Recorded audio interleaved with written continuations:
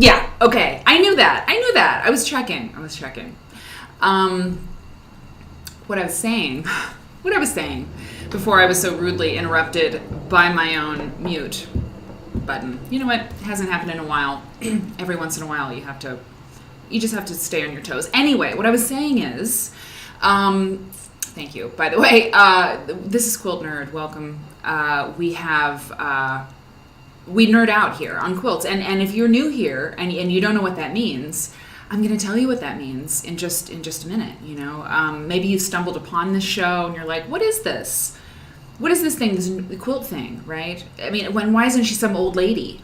Well, we're going to set you straight about that. We've been setting people straight about that since July 2021. 4 months ago. 4 months. Is that right? Yeah. Well, 5. I don't know. We're progressing. We're progressing with our tech and with our audience and our I don't know, anniversary is going to come up soon enough, half a year doing Quilt Nerd. And so it's my favorite thing to do. It's so much fun. It takes time to figure out what I'm going to bring to you all because I care a lot. And I guess that's how I'll start the show tonight, actually, is I'll tell you how I came to be here and why this show exists. I mean, let's just jump into it, right? And I'm seeing people here. I'm seeing, the crew, right? The OG crew. Sue, and I see Debbie in YouTube land. I'm so glad. Okay, yes. Yeah, we fixed it. Hey, Dip Fried. I'm sorry. I was obviously not looking at the chat, so I was just like, bleh. Anyway, thank you all for letting me know. Ivy Kadivy. I'm so glad that you were, very nice, yes. I'm so glad that you're here. I'm glad everybody's here. From Scratch by Jen, it's great to see you. Jill, Michelle. Michelle, I saw something in the chat while I was setting my things up that it's negative 45 degrees in Canada or something. It's not cool. It's not cool at all.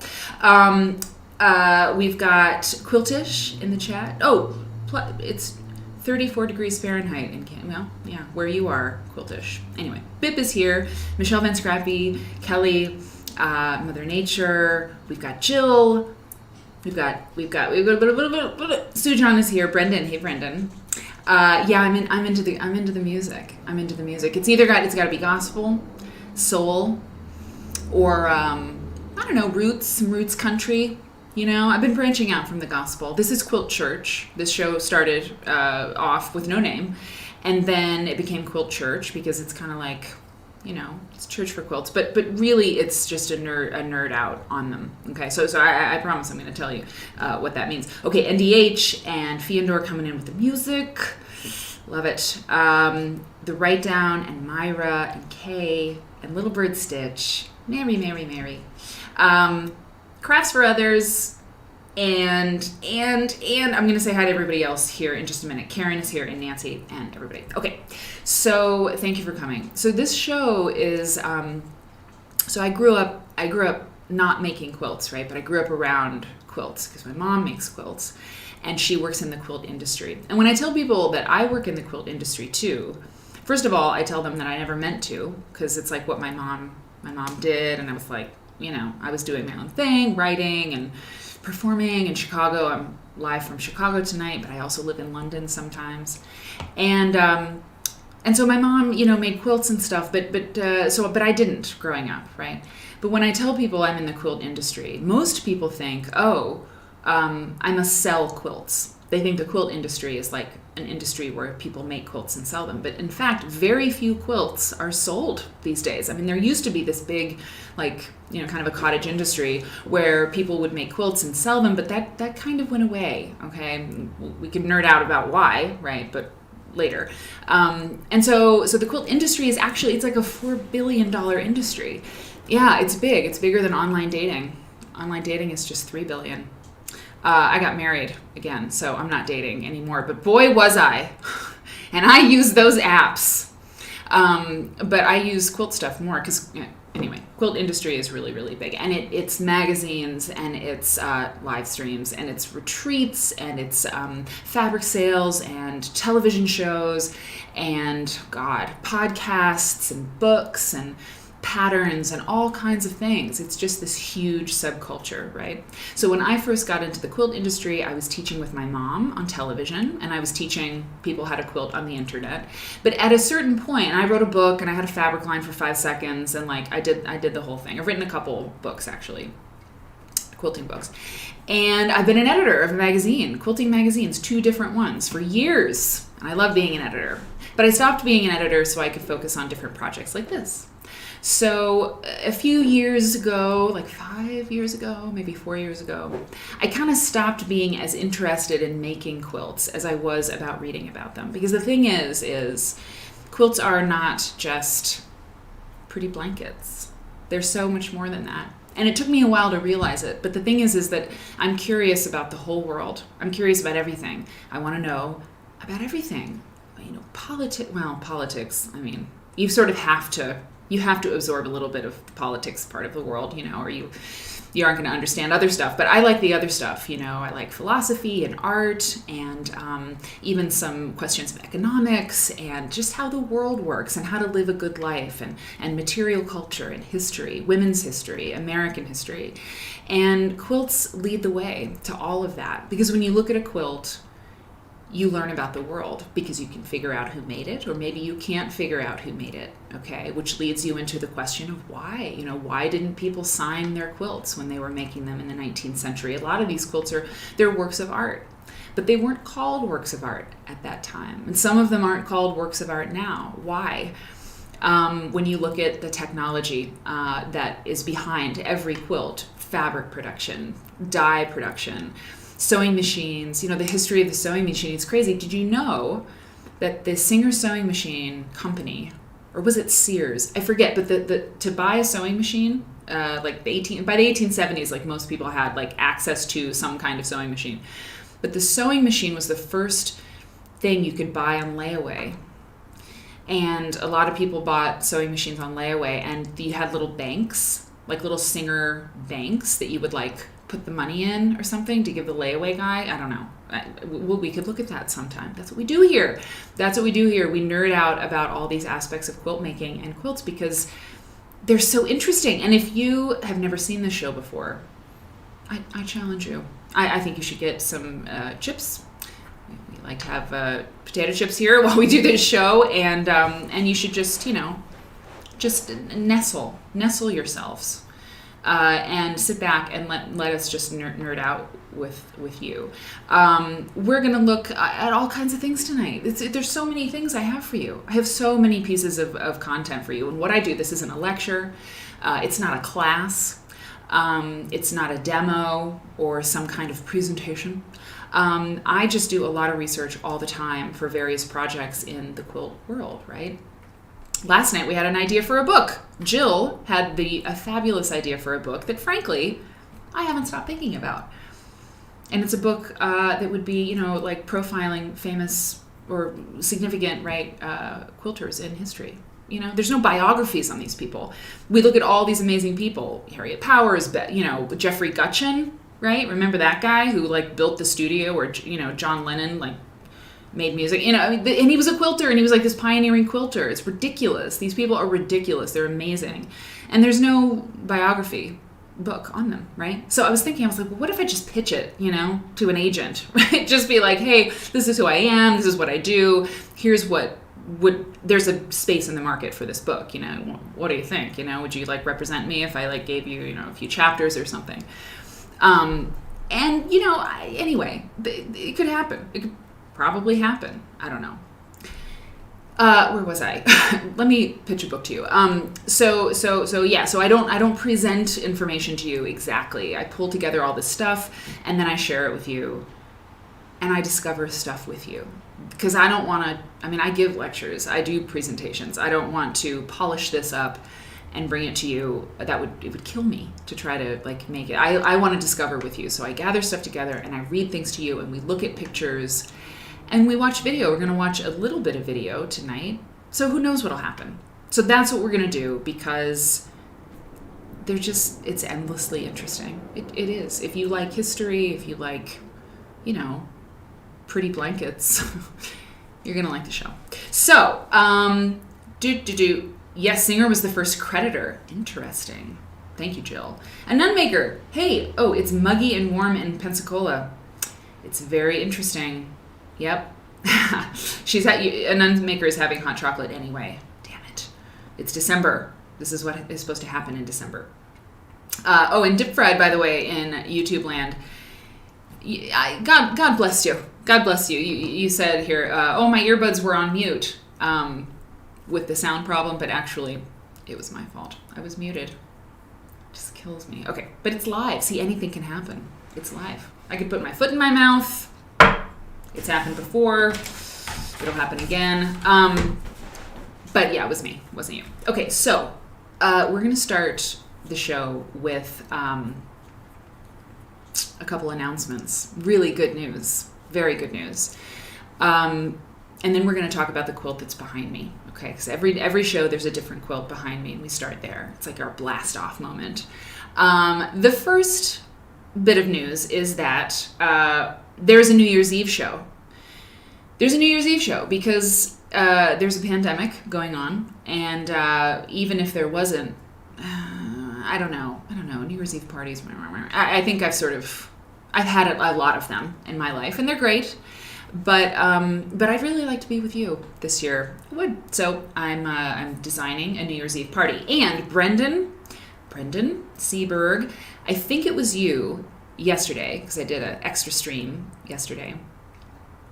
Didn't you say that if there's a New Year's Eve quilt that we could feature on the show, if anybody could find it, it would be me?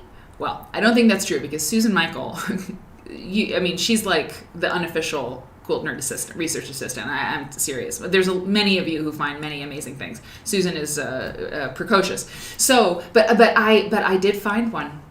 I found a New Year's Eve quilt. So there is going to be a New Year's Eve quilt featured on the show on New Year's Eve. And there is also going to be a sound effect. That's right. You ready for this? Happy New Year! Look, I pay for the service that has the music and the special effects, the sound effects. Damn it, I'm going to use my membership. Happy New Year! So I'm gonna push that button at the stroke of midnight, okay? So you heard it here, Padma. Hey, Chris Mess, thank you for subscribing. You're on a 3-month streak of subscribing to the show, and I really appreciate it a lot. It's good to see you. And yeah, if you're not doing anything New Year's Eve, any of you, all of you, hang out with me. The show's going to go live at 10:30. I'm going to wear a fabulous dress, and I'm going to hit that button. And I don't know what else. I'll have some champagne. I mean, come on. I have champagne sometimes just anyway. Okay, and so there's a New Year's Eve show, and I found a quilt. I found a New Year's Eve quilt. That's amazing. And then here is the other sound cue I have, and this maybe was Padma, who suggested we have like an ooh ah sound effect. This was what I found. I don't know. It's kind of weird. Here's what it is. Let's hear it again. I searched for ooh ah and pleased crowd sound effect and stuff, and I couldn't find it in the the service that I pay for, and so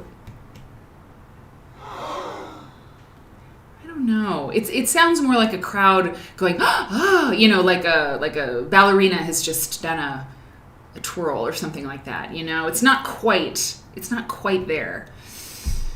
But I had to add it, so now I have 5 sound effects. And aren't you proud of me? Thanks.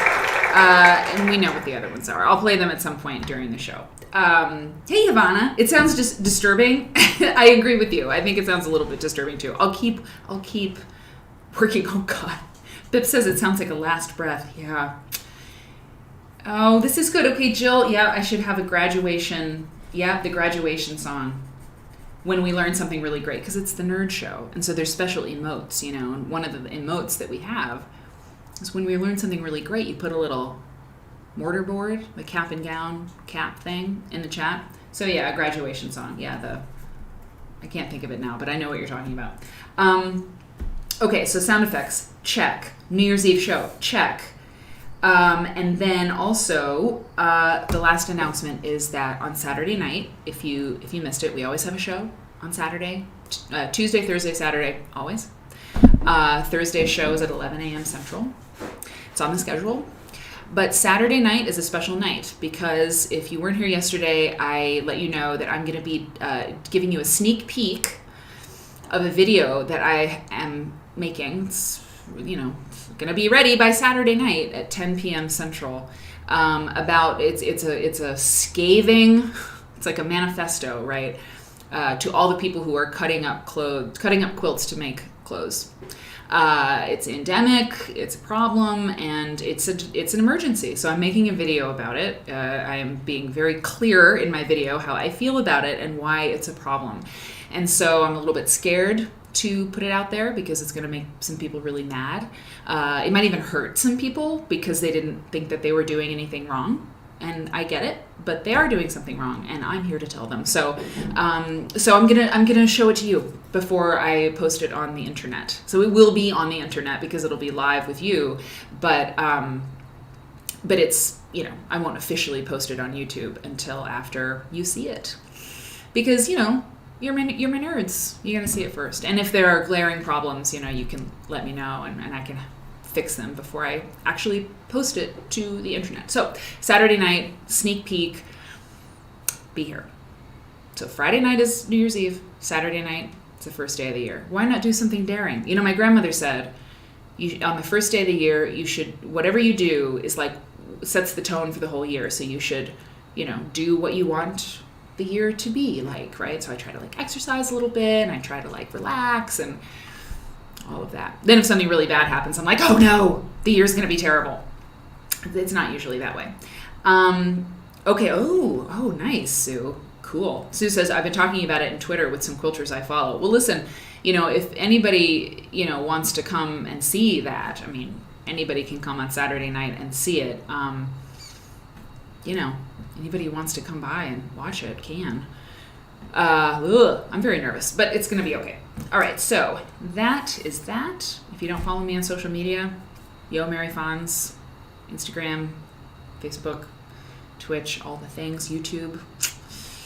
Subscribe, all of that. It's really important. It's a thing. It's a thing. It helps creators to, get in the algorithm and all that stuff that I can't stand, but that's the game I'm playing, right? It's the game we're all playing. So that's the scoop.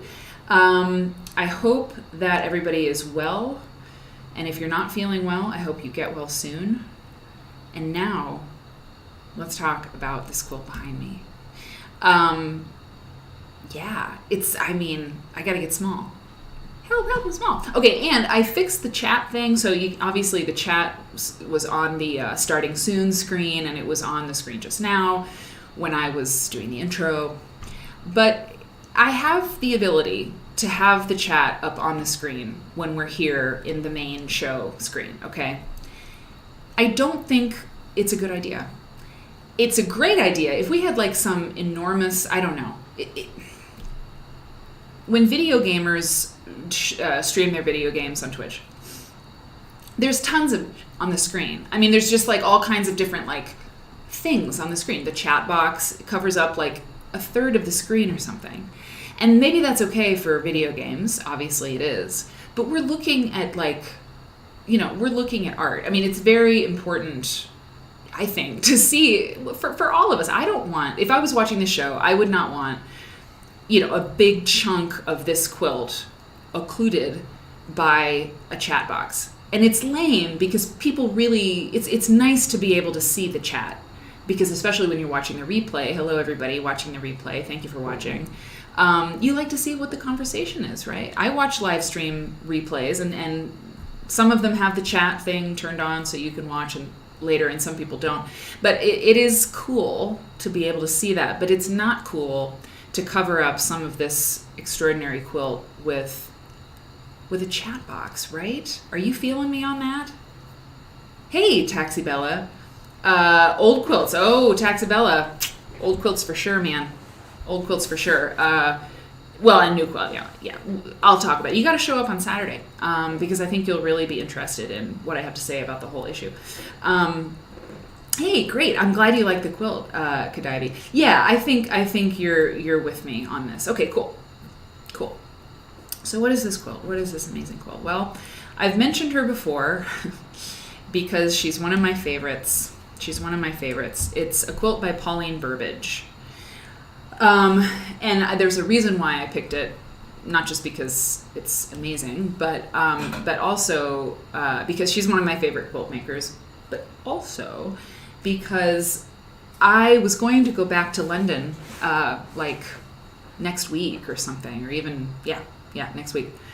But we've decided to stay. Now, Eric's going to be traveling a little bit here and there, but I'm going to be staying in Chicago until I go to QuiltCon in February. And so because I'm not going back, I'm going to miss a show. Pauline Burbidge, this amazing quilter who, let me zoom in on this a little bit so we can see a little bit more of this quilt. This quilt, by the way, is called Pyramids in Disguise, and it's made of silk, and it was made in 1985.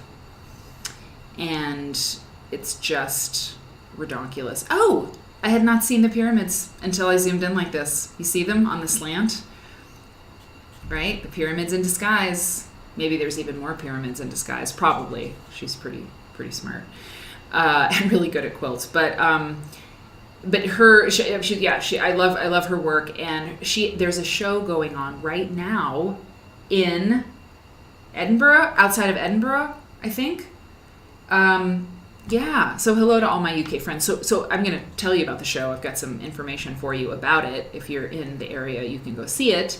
But I have a little video of the gallery that we're going to watch together, because I was going to go. Because I was going to be in the UK, but now I'm not going to go. And so, man, I'm really bummed about that. And I would really like to see that show. But it's okay. It's okay. Who knows? Maybe it'll be closed anyway, the gallery. Let's just hope that's not true. Okay, so this is Pyramids in Disguise, 1985, silk by Pauline Burbidge. Okay, so here's why I love this show. Because as I put it together, I learned things, and that's the whole point, right? Well, I found this quilt in this crazy place. I wanted just the perfect Pauline quilt, of course. And I found this particular quilt on this website. Let's just, who is this woman? What is going on here? She looks like, I want to know this person. I love her dress. I love her hair. I love that she's smiling and she's making something with her hands. I was like, what is going on here? Look at this. This is amazing. Diana Springall embroidery collection. Okay. I know. What does this mean? So, hang on. Let me do something here, because I think this is kind of cut off a little bit. Hang on. I got to make sure you can see all my screen. I don't want things to be cut off for you. Okay. Okay. Yeah. I think that's the way it's got to be. Okay. Yeah, there. Okay, so this is about Diana Springall. So there's a collection. Okay, this woman has started a collection, and it's in Britain. These are all pieces of embroidery and of textile art that she has collected. Okay, and we're going to read about her. I didn't read much because I want to discover it with you, as I said, but this is one woman's collection. So the Pauline Burbidge quilt I just showed you is in this collection. So it's like, what is the deal with this? And who is this just like incandescent woman in a red dress? Okay, so here's about Diana Springall. I won't read everything, but I'll read you a little bit. It says, about Diana Springall, why have I collected embroidery made by my peers and colleagues? Okay, it's interesting. Okay, hold on, let me do this. I'm going to read to you. I'm going to read to you about it. Hang on. And I'm going to show you some works from the collection while I do that. I should have thought of that before, but that's okay, because I don't want you to look at text. I want you to look at pretty things. So this is what Diana says about her collection. Following my training as a painter, I soon realized the importance of adding craft skills to my teaching career, in particular, embroidery. Thus, at the start of the 1960s, as a passionate teacher and practicing embroiderer, I made scores of slides, 35mm slides for students to share. And I bought every book, but I knew nothing could excite them more than enabling them to see and handle the real thing. Wow. Okay, what else are we going to look at? Let's look at this. The only solution, Diana says, was to, wow, that's so cool, was to make modest purchases of examples of contemporary embroidery by graduate students and my colleagues and peers. You know? And by the way, the Art Institute of Chicago, I mentioned this at one point, the School of the Art Institute of Chicago, hey, thank you. I can't see the screen, but I thank you so much. You either subscribed or you gifted a subscription or you became a follower, and I appreciate you. Thank you.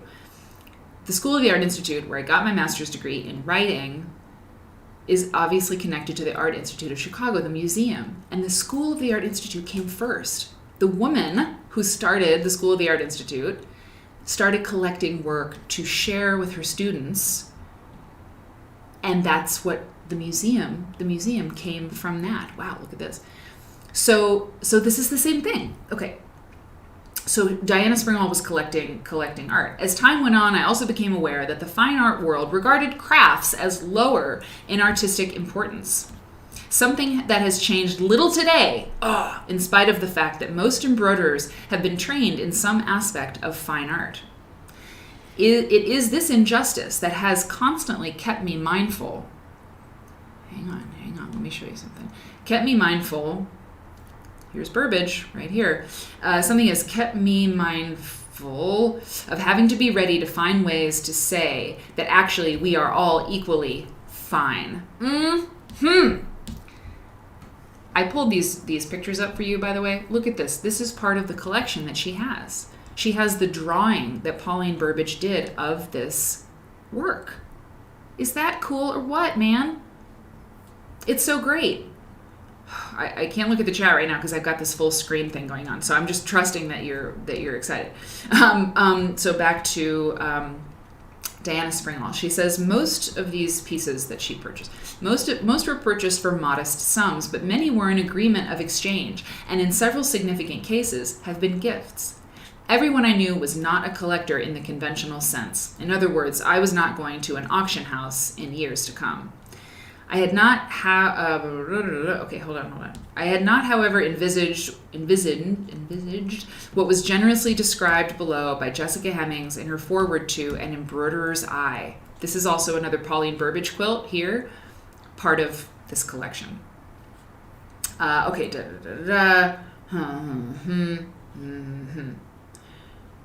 What I saw in the building of this resource, Diana says, was one that would allow me, at very short notice, to show those who question me with the words, "What do you mean by embroidery?" I could reply by saying, "I will show you." Ugh.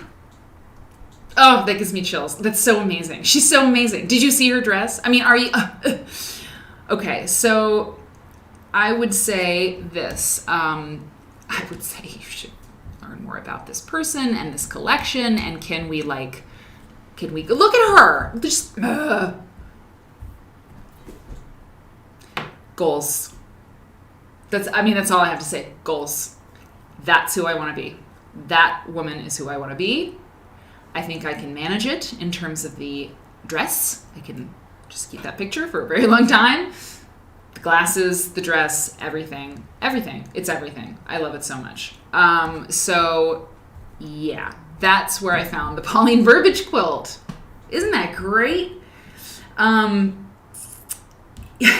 Yeah, cool, right? So cool. She is a genius. Yeah, exactly. Yeah, Pauline Burbidge and Diana Springall. I mean, these are just they're just great. They're just great. This seems awfully large.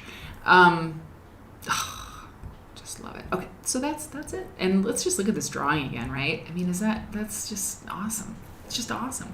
And my mom talked the other day when she was guesting on the show. Oh, wait, look down there. What Pauline has written. Design for pyramid in disguise and strippy step. That's what this is, isn't it? It's a strippy step. I'm into it. I love her handwriting. Of course, she has amazing handwriting. Anyway, my mom said the other day on the show that she designed all her quilts on graph paper back in the day, and that she still designs on graph paper. And I mean, I would not want to. This quilt in particular. I'm not saying it would be easy, and you have to have the mind of an artist, right, to come up with something like this. But on graph paper, frankly, this seems like it would be easier to work out, than on a computer. But of course, if you know your computer programs, then you can do just fine. But anyway, so this is our embroidery collection.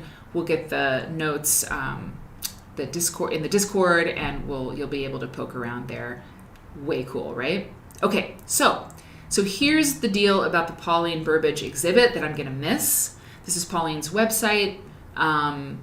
You can take a look at the different stuff that she's got going on. And someone mentioned her water quilts, Little Bird Stitch. Yeah, her water quilts are so cool. In fact, oh, well, we could just look at that one. Yeah, I mean, so you just saw her work, obviously, on the desktop, and her newer stuff is very different. We looked at Michael James the other day on the same show that my mom was on. Remember when she dipped out to do her laundry and she just said that she was going to do that? It's great. It's like moments in Quilt Nerd history, right? So just like Michael James, his earlier work, the work in his archives, is very graphic, very, it's solid colors and just geometric. And more, since like in the last 10 years or so, he's been doing a lot more stuff that's much more sort of nature-based. I mean, these look like, fossils or something, not troglodytes. What am I thinking? The fossils, not triceratops. You know what I'm saying? Yeah, those things. What am I thinking? What is the word? Like the Paleolithic fossils. What are they? It starts with a T. Hold on. I've lost it. It's not Triceratops or troglodyte, but it's something like that. Anyway, okay, so I'm going to miss this exhibit, but look at this. There is a 1 minute and 49-second video all about the exhibit that's happening right now. So it's going to be, let's watch it. It's going to happen through January of 2022. So, or maybe February. I saw a couple different things. And this video has been put together by the Quilters Guild, okay, over there in the UK. And I'll read you what it says and then we'll watch the video. This says, browse through some, I should subscribe. See? You see? Oh, and now I'll put a notification bell on so I know when they post another video. You should all do that to this YouTube account and also to my YouTube account. It'd be great. This says, browse through some of the wonderful quilts in the exhibition Quilts Resurgence at the Granary Gallery, Berwick upon Tweed. I miss the United Kingdom so much. Berwick upon Tweed. You can visit in person from 23rd October 2021 to 6th February 2022. The exhibition is open Wednesdays to Sundays. Okay, and it shows selected quilts from the Quilters Guild Museum collection, which is amazing, okay? And it was co-curated by internationally renowned quilt artist Pauline Burbidge. And yes, so that's cool. Okay, so, interesting. It's not just Pauline Burbidge. It's these Quilters Guild quilts. But I know I saw Pauline Burbidge quilts in here. I'm not wrong, am I? No, yeah, okay, I'm not wrong. Okay, let's watch it. Now, Trilobite. Thank you, Little Bird Stitch. What would I do without you? You stitching little bird? I don't know. Okay. Oh, goodness. Come back. All right, let's do it. Now I have to, give my little commentary so I don't get like copyright struck or something like that. I still don't know how all that works. All right. Quilts Resurgence explores the revival of quilt making, showcasing the wealth of contemporary... Look. Okay. Pauline Burbidge on that back wall. Maybe Burbidge over here on the right wall. The wall to the right. classic log cabin there on the thing. Sorry, but I had to point it out because I've seen that Burbidge quilt. But you can tell it's Pauline Burbidge, right? She has a very specific oeuvre. Contemporary work that has developed over the last 4 decades, and examining the rich historical practice that has been their foundation and inspiration. With historic treasures. Oh wow, that one on the back wall. Maybe it's not a Raleigh quilt from like Pakistan kind of region, but it's definitely like Pakistan or Turkmenistan, something like that. I would say. I don't know for sure, but I have a good feeling about it. Okay. Is placed alongside cutting-edge contemporary work. Visitors are able to appreciate the rich, strong roots of quilt making, as well as how contemporary artists have moved beyond those conventional styles and boundaries to create new work and express. Wow, look at that. Oh my god. That is amazing. That's really something. Okay, so do you see how it's glazed? It's like glazed. And by the way, Kathy Klein also came in with the trilobite. Thank you so much.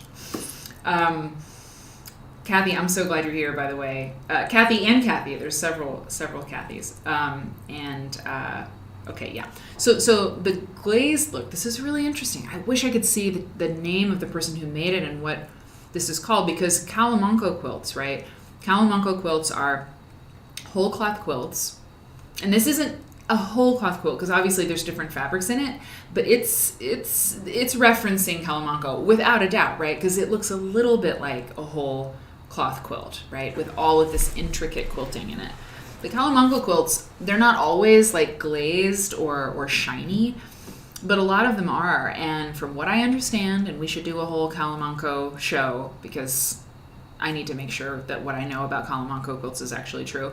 But like an egg wash or something. I know, I'm not making this up, but there would be a treatment on the whole cloth quilt to make it kind of shiny, and also, or heat would be applied to the top, and that would sort of bring out the oils, right? Because this was like linen or wool or whatever. So anyway, that Calamanco quilts are shiny a lot of times, and they didn't just wave a magic wand, to make them shiny. They did some kind of treatment to the quilt. So this is also shiny. Yeah, we're in the museum.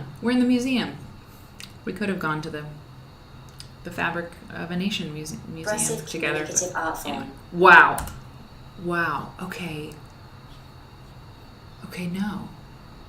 That's not cotton. That's something else. Everything I said about, it still applies. Calamanco is being referenced here. I know it. But that doesn't look like cotton, or it looks synthetic. Amazing. The rich heritage of British and American quilts has been a huge inspiration and of great importance to the development and growth of the contemporary quilt. Wow. Many of the quilts on display in this exhibition have a particular connection to the north of England, where strong traditional whole cloth quilting roots developed in the 19th and 20th centuries, along with Wales and the Scottish borders. All of the quilts have been selected from the collection of the Quilters Guild of the British Isles, and membership That's Burbidge, for sure. I don't know about that little tree one, but the one on the right, for sure. I've seen that quilt several times. Organization and educational charity, which preserves the heritage of quilting. That is Laura. I can see the card. That's not Pauline Burbidge. I might have said it was. It's called They Cast a Spell on Me by Laura Kearnshaw, 2004. And works to ensure a vibrant future for the craft. The exhibition has been co-curated by internationally renowned quilt artist Pauline Burbidge, and takes place at the Granary Gallery. Look how cool she is. She's so cool. Managed by Maltings, a fantastic exhibition space in the heart of Berwick-upon-Tweed. Look at her. She looks sort of mischievous. It's just how I picture her. Which exhibits Where's her? It's modern and contemporary art and craft from the best regional, national and international art collections. For more information on opening times for the exhibition, please visit. Anybody who's out there, It goes through February 6th. You gotta go. Visit maltingsberwick.co.uk.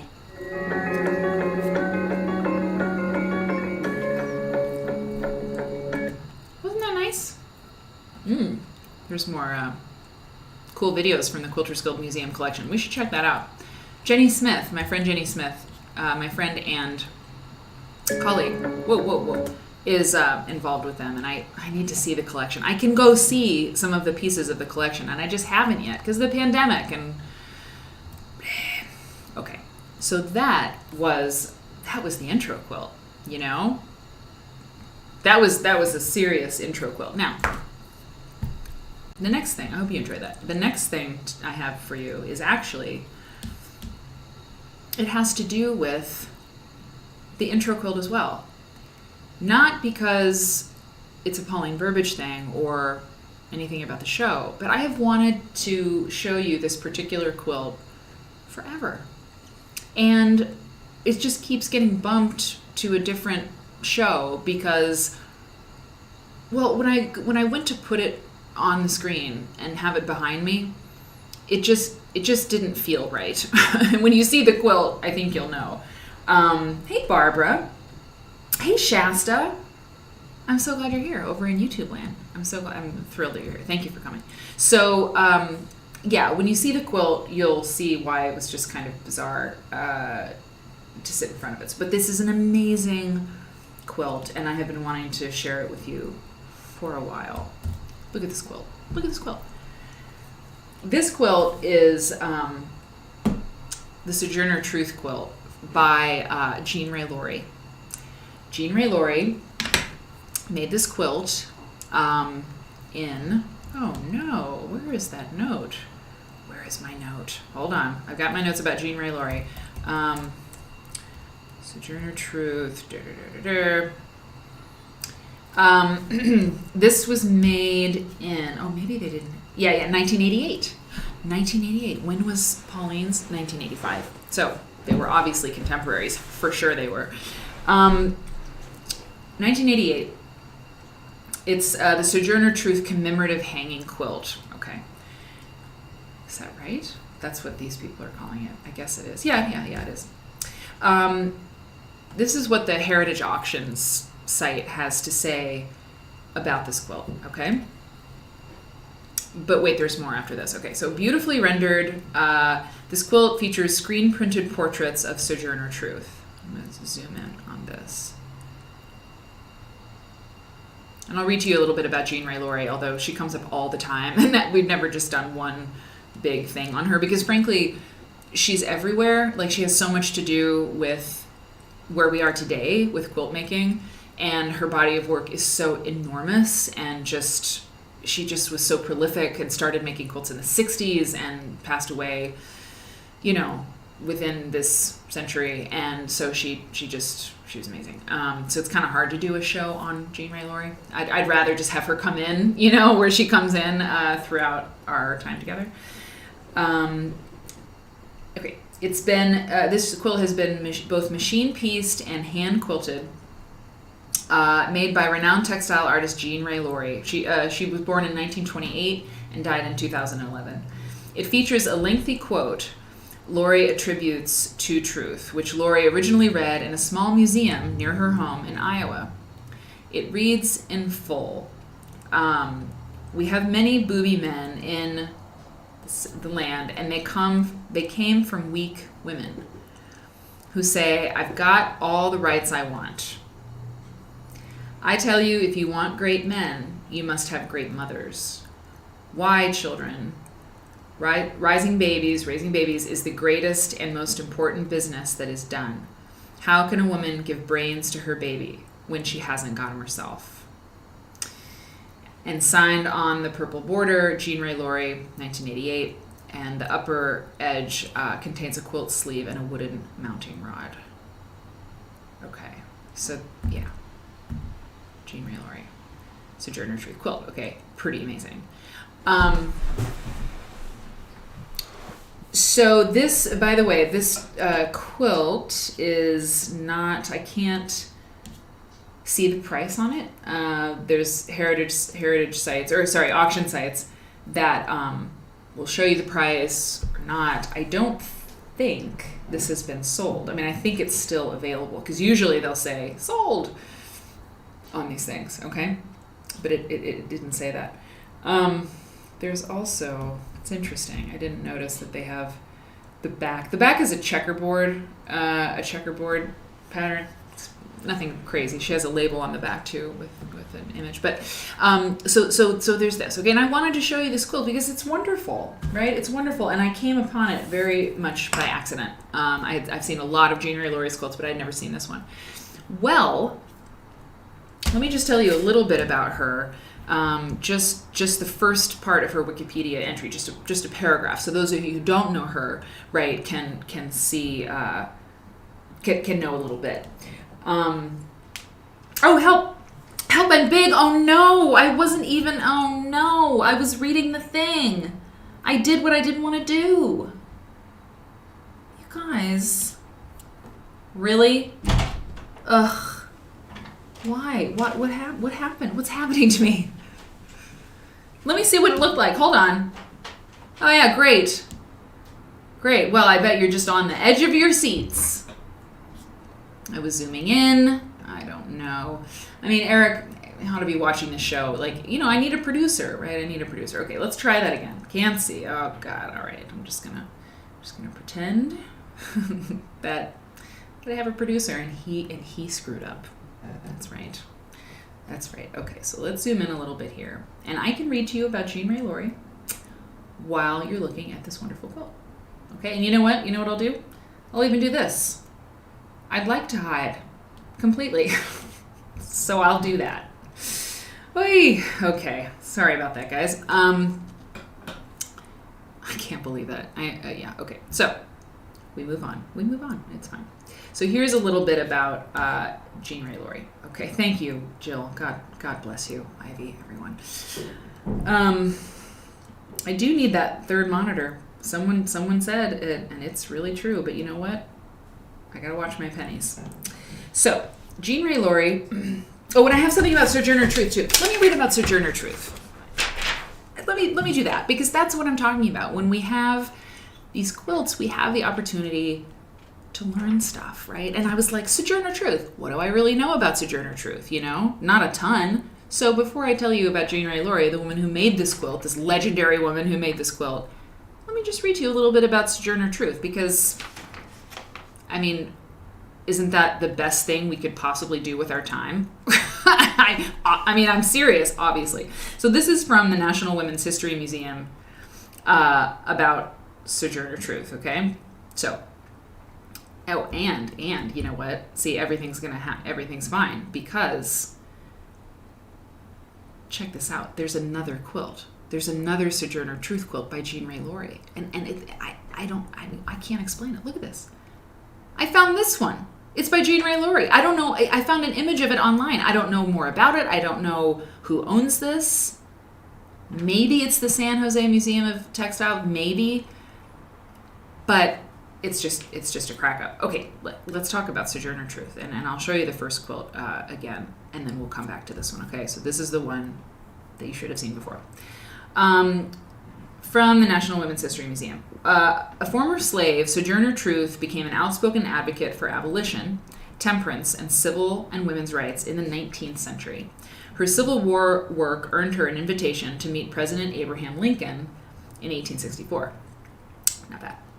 Truth was born Isabella Baumfree, a slave in Dutch-speaking Ulster County, New York, in 1797. Wow. She was born in 1797.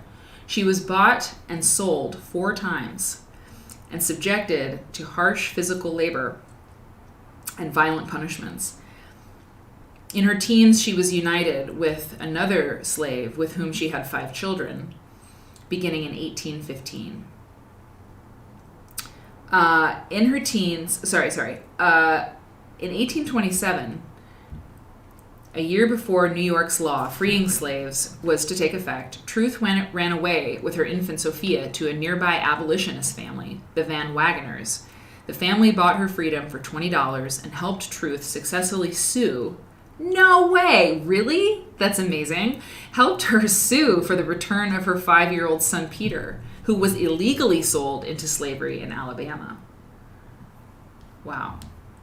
Truth moved to New York City in 1828, where she worked for a local minister. That's Jean Ray Laury, okay. By the early 1830s, she participated in the religious revivals that were sweeping the state and became a charismatic speaker. In 1843, she declared that the Spirit called her to preach the truth, renaming herself Sojourner Truth. As an itinerant preacher, Truth met abolitionists William Lloyd Garrison and Frederick Douglass. Garrison's anti-slavery organization encouraged Truth to give speeches about the evils of slavery. She never learned to read or write. In 1850, she dictated what would become her autobiography, The Narrative of Sojourner Truth, to Oliver Gilbert, who assisted in its publication. Truth survived on sales of the book, which also brought her national recognition. She met women's rights activists, including Elizabeth Cady Stanton and Susan B. Anthony. She was like a scene star. Sojourner Truth was like, I mean, that's a scene. She was right in it. She met women's rights activists. Both causes she quickly championed, which was women's rights and temperance. In 1851, Truth began a lecture tour that included a women's rights conference. I love the way this quilt is shaped. It's so good. Her lecture tour included a women's rights conference in Akron, Ohio, where she delivered her famous Ain't I a Woman speech. In it, she challenged prevailing notions of racial and gender inferiority and inequality by reminding listeners of her combined strength. Truth was nearly 6 feet tall, and female status. She was nearly 6 feet tall. That's so amazing. See, take time to read the stuff, right? That's what we have here on the show. We have like an opportunity to just like sit and chill and learn some things, right? Truth ultimately split with Douglass, who believed suffrage for formerly enslaved men should come before women's suffrage. Truth thought both should occur simultaneously. Here's the last paragraph of this entry here. During the 1850s, Truth settled in Battle Creek, Michigan, where 3 of her daughters lived. She continued speaking nationally and helped slaves escape to freedom. When the Civil War started, Truth urged young men to join the Union cause and organize supplies for black troops. After the war, she was honored with an invitation to the White House and became involved with the Freedmen's Bureau, helping freed slaves find jobs and build new lives. While in Washington, D.C., she... Kind of a close-up on Miss Truth here at the end. While in Washington, D.C., she lobbied against segregation, and in the mid-1860s, when a streetcar conductor tried to violently block her from riding, she ensured his arrest and won her subsequent case. In the late 1860s, she collected thousands of signatures on a petition to provide former slaves with land, though Congress never took action. Nearly blind and deaf toward the end of her life, Truth spent her final years in Michigan. Cool. Now I feel like I can come back in shame. So cool. Yeah, and you know what? Someone said that the other quilt is like a flag, shaped like a flag, totally. Okay, so here we go. Amazing. More amazing than I was like, Sojourner Truth is amazing, but like the details are so good, right? So then Jean Ray Laury, the person who honored her in these 2 quilts, was born in 1928. That's interesting. Jean Ray Laury was an American academically trained artist and designer. She was one of the first fine artists to move to quilting as a medium of choice in the late 1950s. So like Gutchen was doing stuff early, Beth Gutchen, Jeffrey Gutchen, these people. And a lot of other people we haven't even met yet, or I don't even know about yet. But Jean Ray, man, she was right there. Her quilts followed neither traditional method nor pattern. They were bold, modern, colorful collages, often laced with humor and satire. Penning over 20 books and teaching over 2,000 workshops, Laury helped women see the creative possibilities in everyday objects and awake their sense of inspiration. Laury has been called a foremother of a quilt revival and one of the pioneers of non-traditional quilts. Oh, so cool. And I've told the story before when she's come up, but I'll tell it again. God help me, I'm still big. No, I'm still small. Okay, good. So, actually, I'll do this. My mom and I were giving a lecture. I have to tell the story about Jean Ray Laury because it's so funny. My mom and I were giving a lecture, and we talked about a Jean Ray Laury quilt. This was years ago in Shipshewana, Indiana. I will never forget it. And I was like, I'm so sad that I never got to meet Jean Ray Laury before she died, you know. And my mom was like, oh, you met her. Yeah, oh yeah, she held you. She watched you as a baby. She came to, you know, see me in Winterset or something. We were working on something, you know, and Eric's breaking the house. I had to go do something, and so she just minded you while I was gone. So I was like, so Jean Ray Laury held me as a baby, and that is why I've survived this long, because she, like, you know, gave me some sort of blessing. So that's kind of fun. Hey, Hillary Goodwin, I'm so glad you're here. I'm so glad you're here. And Little Bird Stitch, it went on a gifting spree. Oh, it was really great. A few, like last week or something like that, and you were one of the beneficiaries of Hillary of Little Bird Stitch's gift. That's awesome. Yeah, I know, it's pretty good. She wore these big red glasses for a long time, Jean Ray Laury, and I also wore red glasses at one point when I was extremely cool in 6th grade or something, and I wonder if that had any impact, you know, if her style had any impact on me. Okay, so those are the intro quilts. I mean, the intro quilts are half this show. Okay. But, I mean, it's not even halfway over yet, because there's more. There's so much more. Okay. What do I do next? I have so much stuff. Okay, so here's what's going to happen. I've got 2 things to share with you that I'm so excited to share with you. One's quick, small. It's just like a hot tip. And then this other one that I think I'll start with is just lovely. It's just a lovely thing that I came across on my journeys. Yeah, it's super cool. Hey, Dee Dee Brew Crew. I don't think I said hi to you yet. It's good to see you. So look at this. I came across this painting, and I was like, oh, well, that's beautiful. And I decided that I had to figure out who made this painting. And as I was looking for her name is Valeriane LeBlond. Okay, Valeriane LeBlond. I will. I'll put her Instagram.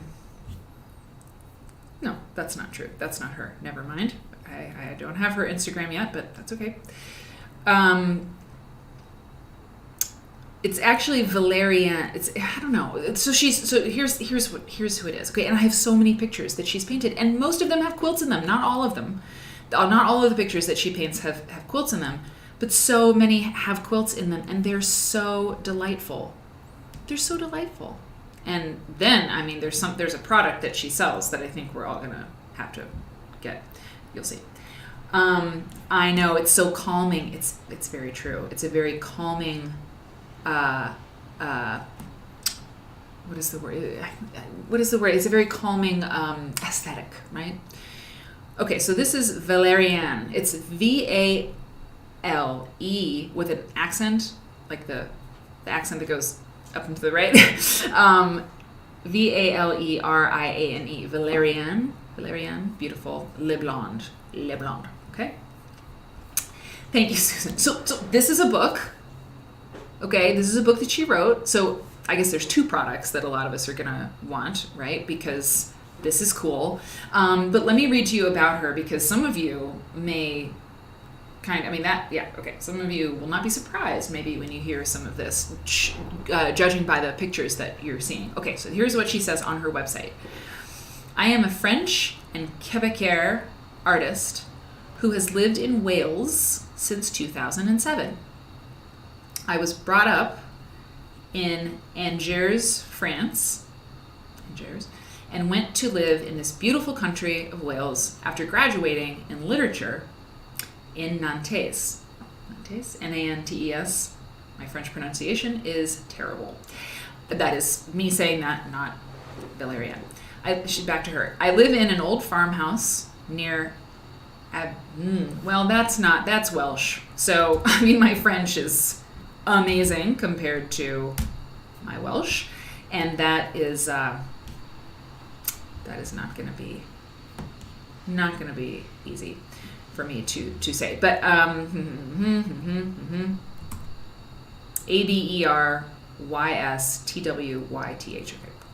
She lives there in a farmhouse with her 3 sons, several cats, and too many chickens.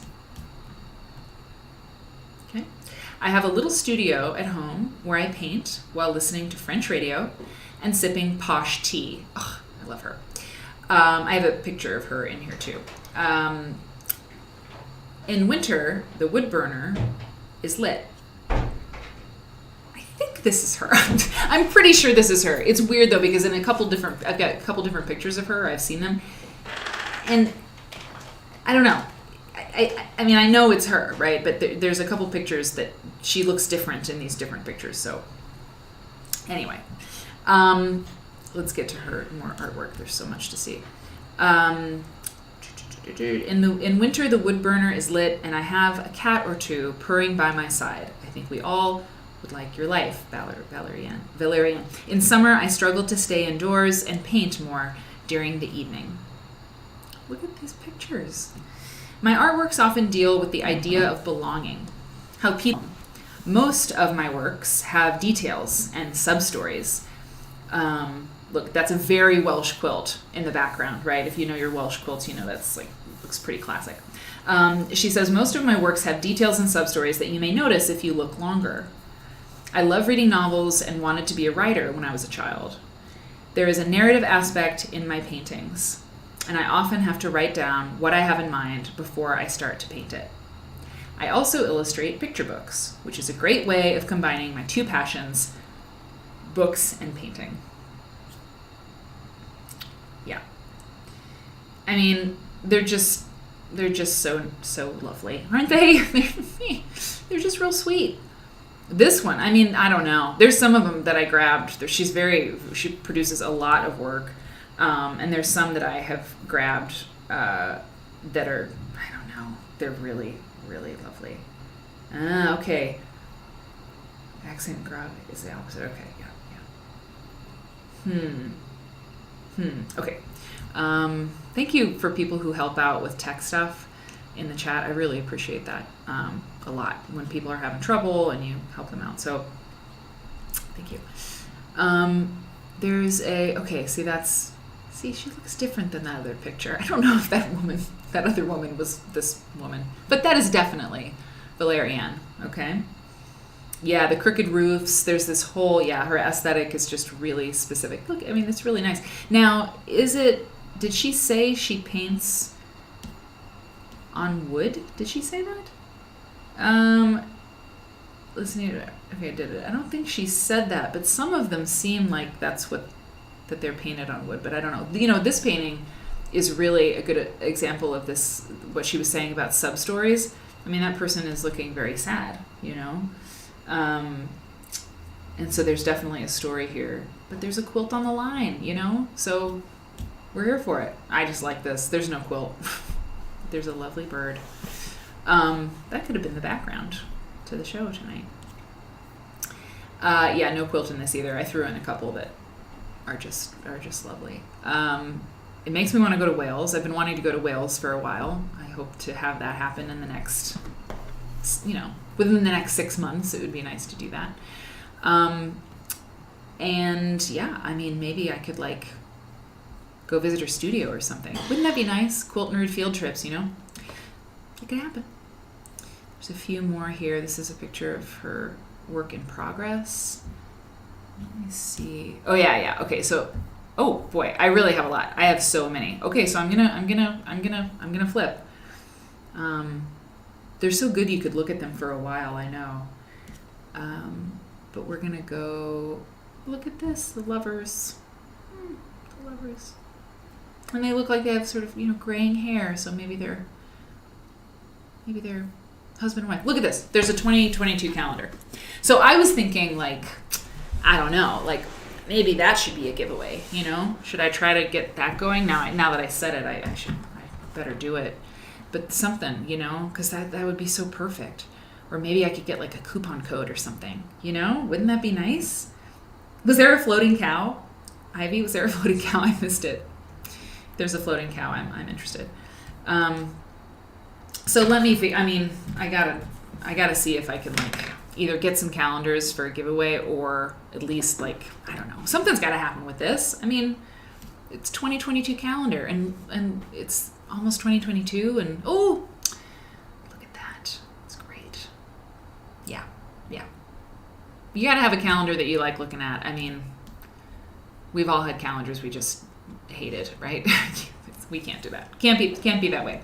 I love this. This is probably my favorite because it's snowy and it's beautiful and the quilts are white and the snow is white and it's so evocative and lovely. I hope that's in the calendar. Just picture upon picture. This is an older one. This is beautiful. Another favorite of mine. I like these sort of panoramas that she has. This is wonderful. So, Valeriane LeBlond. Yeah, this is great. Look at this. Going to like a costume party or something. I know. I mean, I don't have anything else to say except they're just so good. Yeah, look at these little guys. They're having some kind of conversation. I mean, an animated conversation. So there's a story there too. Well, I want to read some of her writing as well. So anyway, I can't. I want to move on, but I can't. Okay, so let's look at one little thing. I told you that this particular chapter. Oh, that's the end. This particular like chapter of the show tonight was a little bit longer, and then I had this little tidbit for you. Right, I have a little tidbit.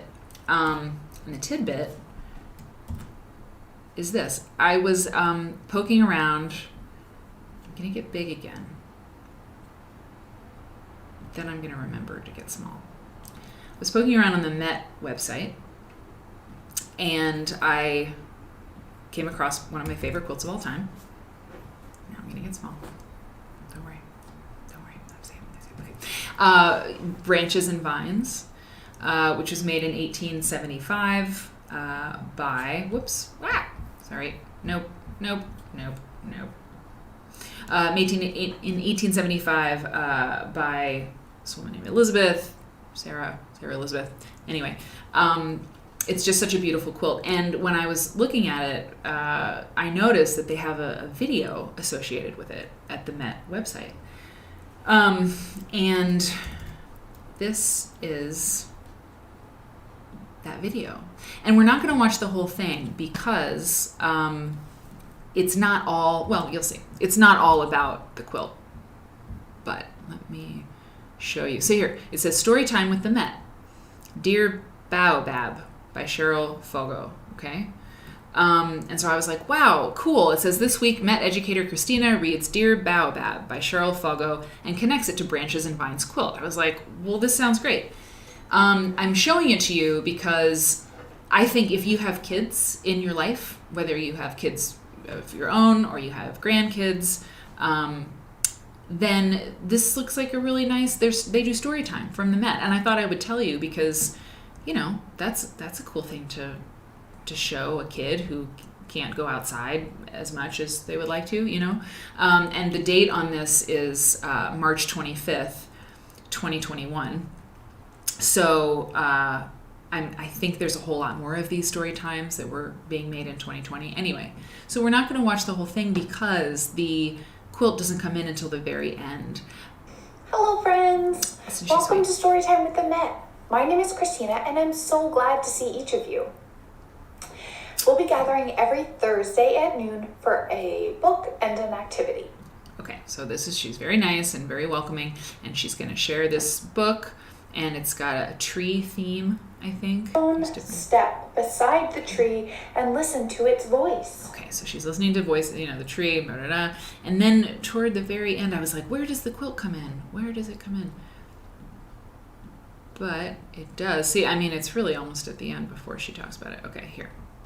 Thank you so much for reading along with me.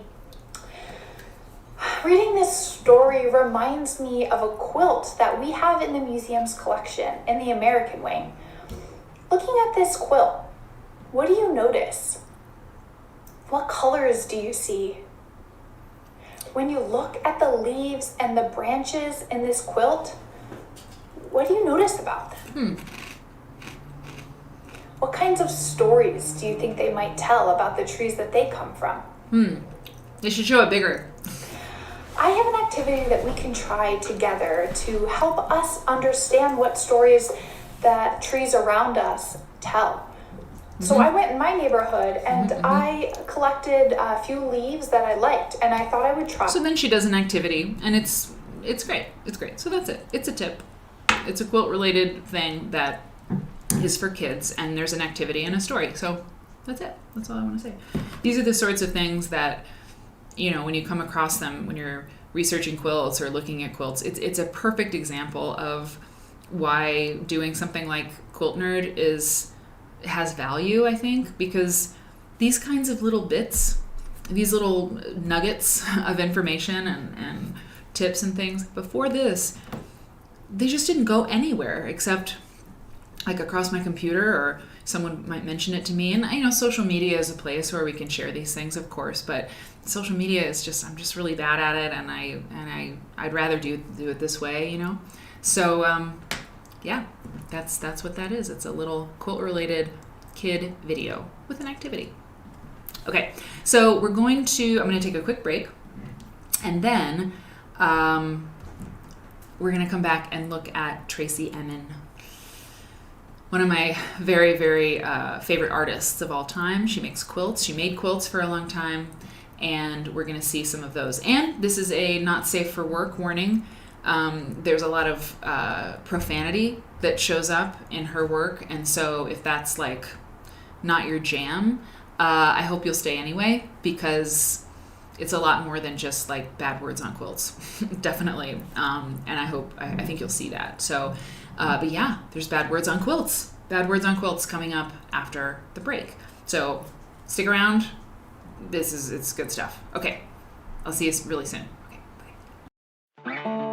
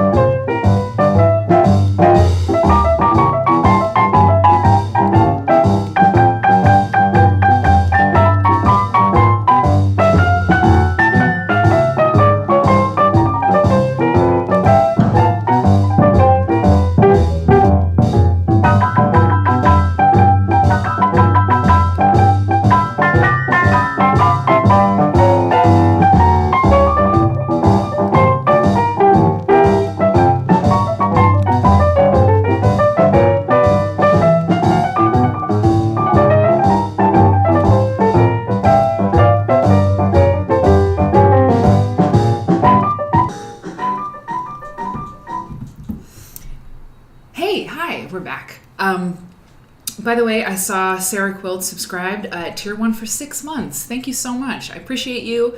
And 6 months, that's awesome. Think where we're going to be in 6 months. I mean, physically, we could be in a lot of different places. See how I'm glancing to make sure the mic's on. I mean, I know it is, but, I have to remember to do that, apparently.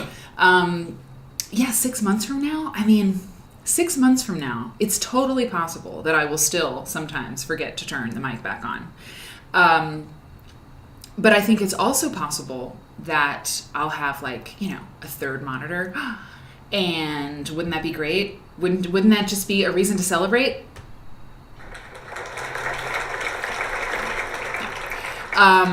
And it's possible that we'll have lots of moments where we just feel so happy about the content of the show, and we'll just say, I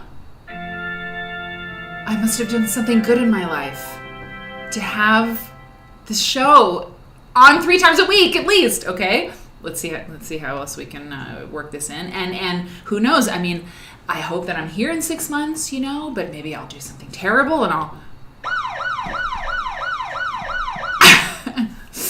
I don't know. Maybe I'll commit quilt crimes, man. What would they be? I don't know.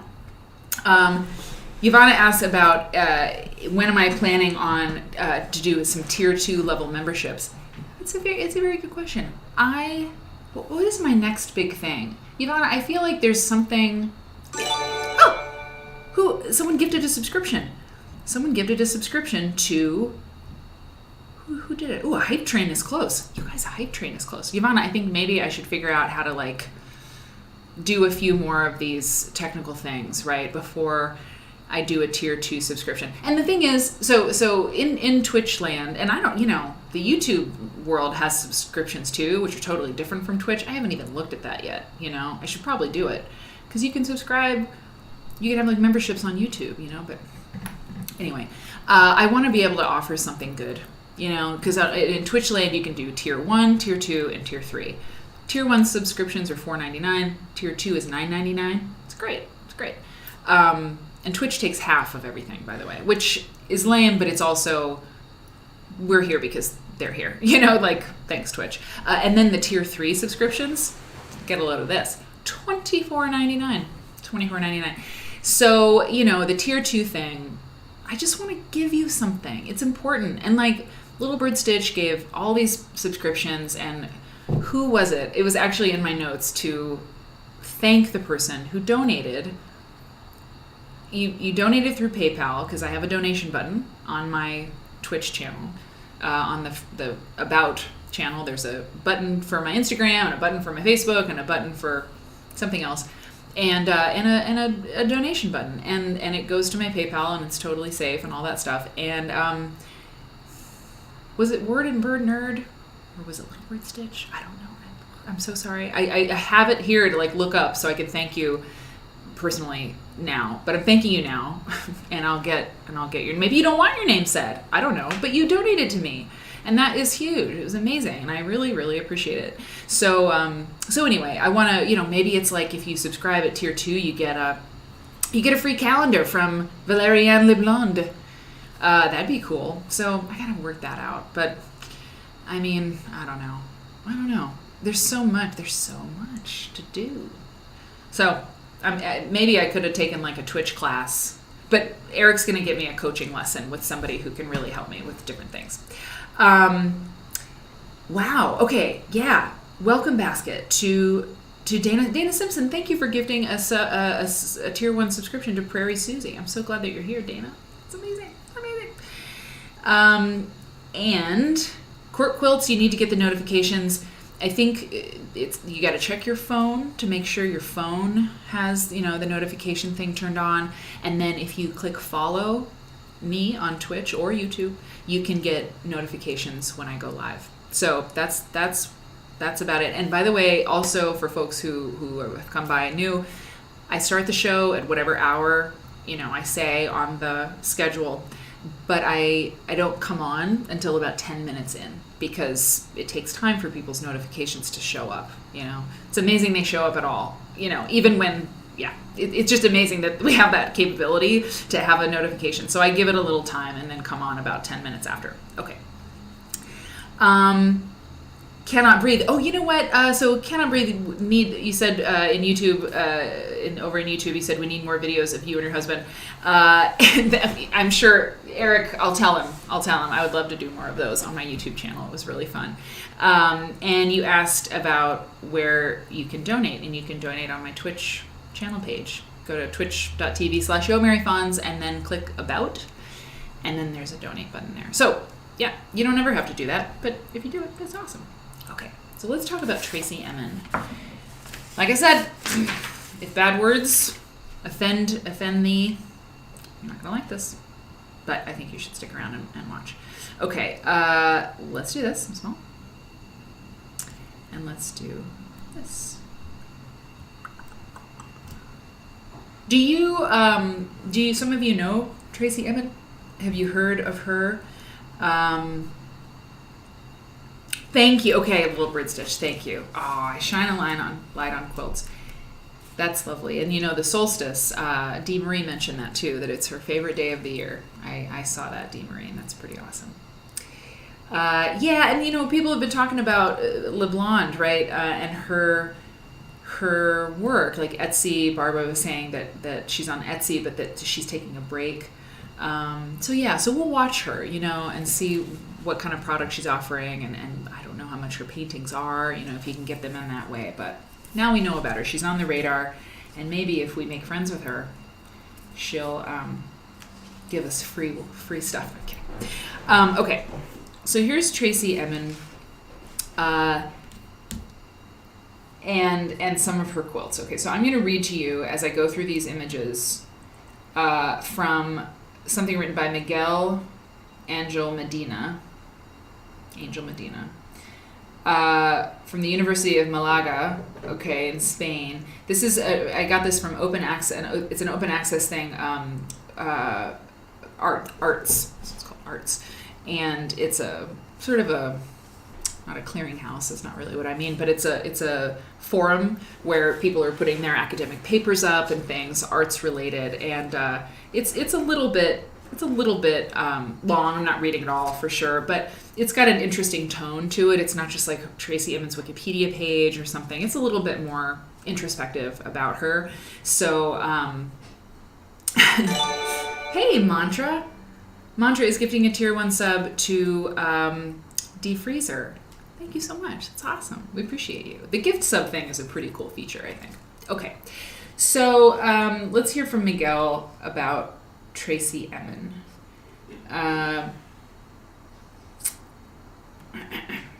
Born on July 3rd, 1963. Hang on here. I don't like how that's that. Okay, great. Born on July 3rd, 1963.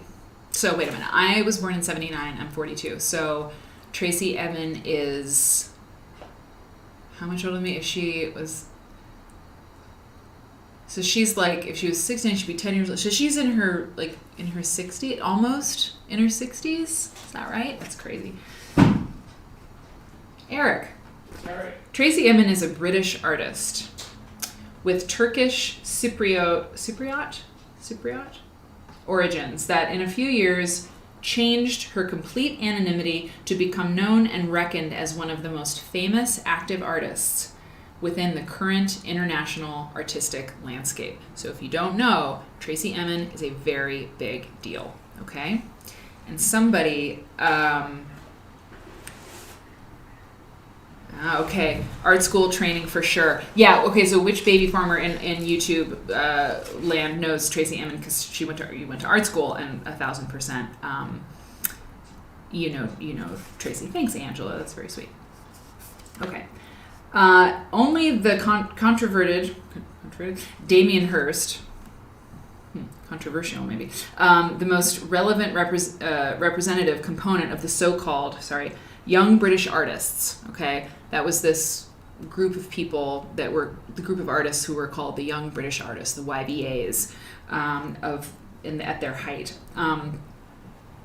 Only Damien Hirst has a similar level of celebrity among the British artists within Tracy Emin's generation. Tracy Emin is aggressive, intuitive, and passionate, and she makes use of her most painful, traumatic experiences in life and her own obsessions as sources to reinterpret them into extremely personal, creative experiences with an ostensible appearance of sincerity that in some cases can hurt some sensibilities.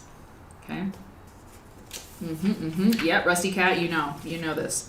You know the Tracy Emin deal, right? Whoop, sorry. Okay. I tried to skim this to get to, the places the stuff that we want to see. Okay, this is one of her most famous works. Okay, I'm sure we'll hear about it a little bit more. The quality of this photograph isn't as good as I thought it would be. That's all right.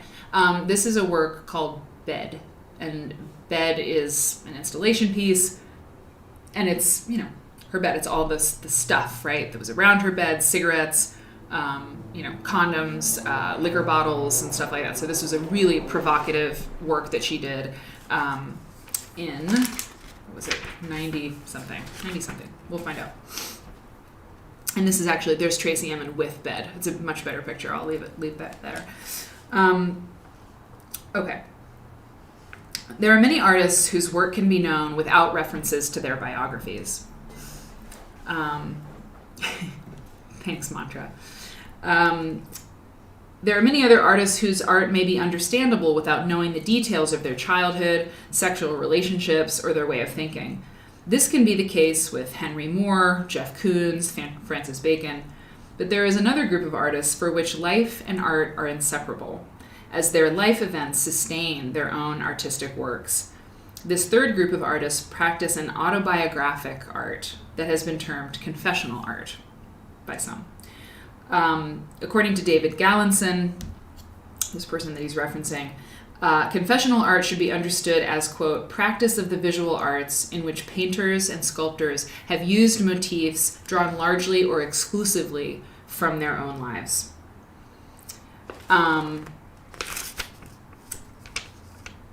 Most British people know Emin's name. So this says, if you're listening, some people listen to the show while they're doing other stuff, and so I'll read to you some of the things that are on some of these quilts. So Drunk to the Bottom that is at the top here, and then at the bottom of My Soul. So the phrase there that is at the top of this quilt, and at the bottom, complete, is Drunk to the Bottom of My Soul.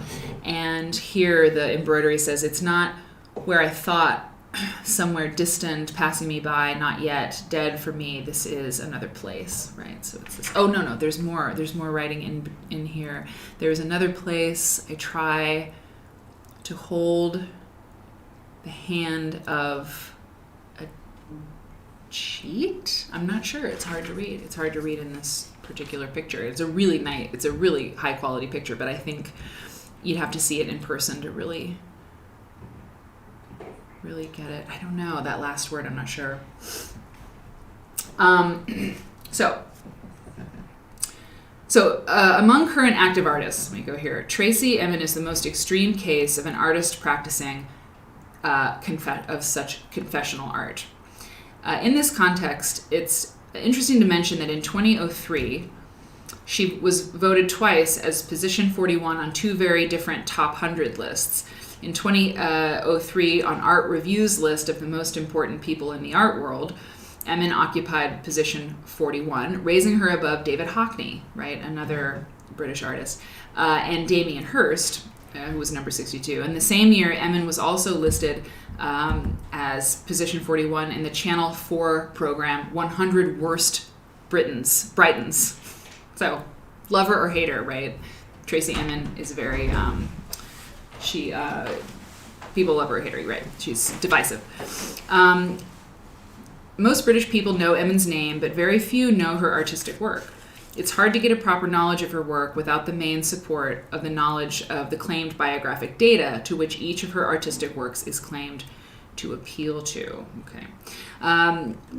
That is not a serious problem in the case of Tracy Emin. She is publicly exposed in a very detailed and apparently sincere and uninhibited way those sometimes banal, sometimes intimate, traumatic, and even sordid biographic details that provide meaning to her works.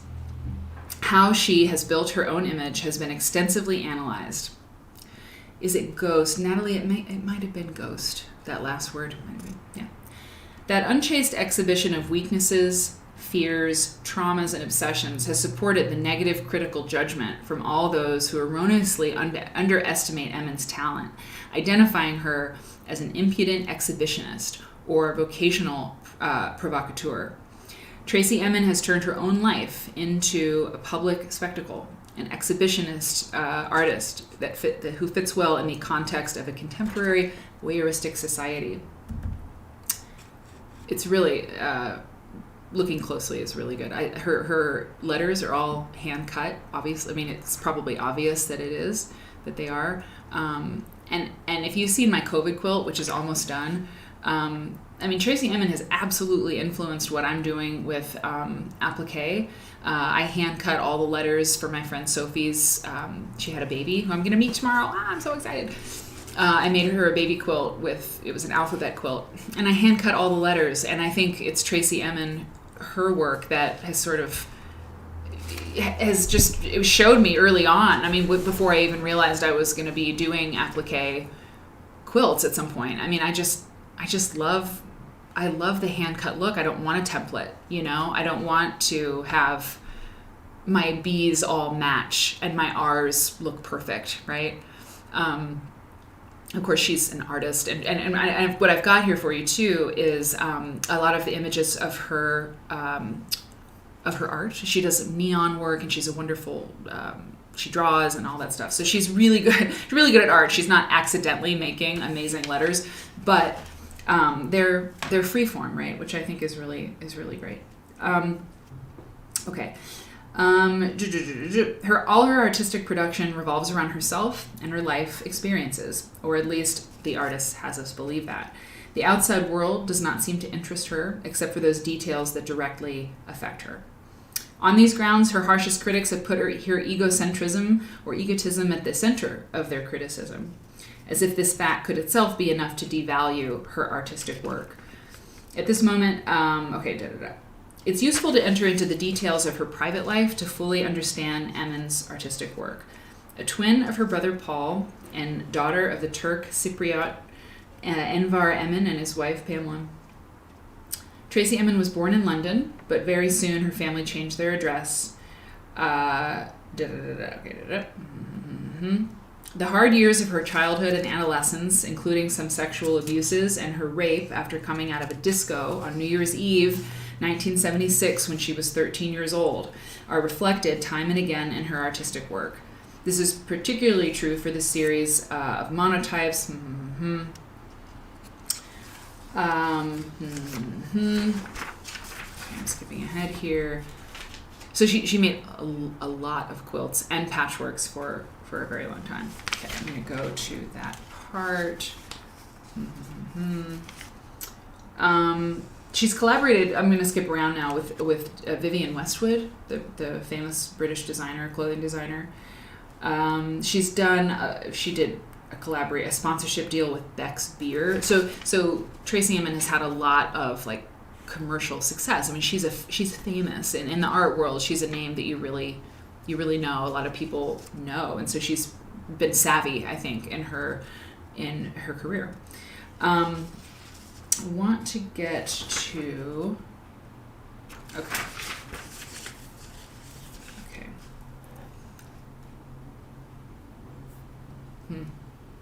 Okay, sorry. Where are the quilts? Okay, well, My Bed, which was made in 1998, is the artistic creation of Emin, for which more has been said and written, for good and bad. It's an installation, we saw that earlier, showing her own bed in all its embarrassing glory. I'm going to leave this quilt up for a minute so you can there's a lot going on in that quilt, so I'll just leave it up like that. My Bed is an installation showing her own bed in all its embarrassing glory. Empty booze bottles, cigarette butts, stained sheets, worn panties, all in this mesh, constitutes the bloody aftermath of a nervous breakdown. Whoa, I didn't know that. And at the other side of the bed, a couple of chained suitcases. This work refers to a particular episode in her life in which she became disgusted with a similar sight. For Tracy Emin, the disgusting experience became an impelling force to find a creative exit. Her own will to set out of context this chaos of her own life transformed filth into art. Great. Okay. Yeah, there's a lot about my bed here, right?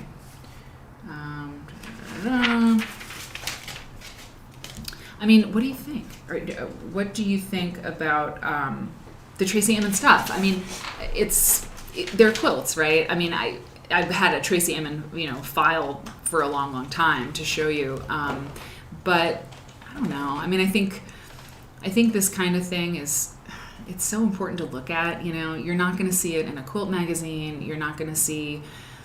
I mean, QuiltCon, if there's any modern quilters out there, Kevin, if you're, lurking tonight, there ought to be a Tracy Emin exhibit at QuiltCon. It would not be easy, right? Because her stuff is so, it's really expensive, and it's like owned, by these fancy museums. But I mean, I don't know. Is it possible? Because I think a QuiltCon special exhibit of Tracy Emin would be amazing. I think maybe it's because I'm really a fan of just boundless creativity when it comes to quilts, right? Like, because we've talked before how, I grew up in this particular time, and many of us did, and have been making quilts in this particular time when making them perfect or making them, look right so you can show them to your guild and people can ooh and ah over them, and they can...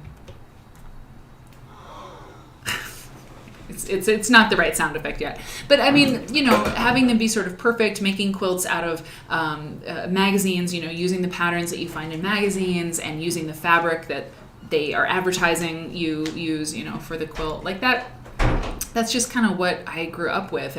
And it wasn't until my sort of Declaration of Independence, right, that I wanted to start making quilts that you couldn't write patterns for, basically. The pictorial quilts that I'm always talking about, that we look at a lot on this show. And I think Tracy Emin, I saw these quilts a long time ago, and I mean, my mom didn't show me these quilts. I saw them somehow when I was, going along, minding my own business, and they're just hugely influential to me because they're free and they're arresting, and they're made by a woman, who's using the cultural weight we assign to quilts. Obviously, the medium of the quilt is so meaningful, and it's also worth noticing. I get to see if this person talks about the quilts themselves. Wouldn't it be funny if he did not?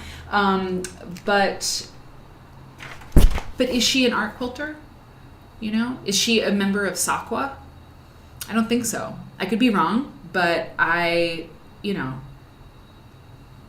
don't think she is. So what's that separation?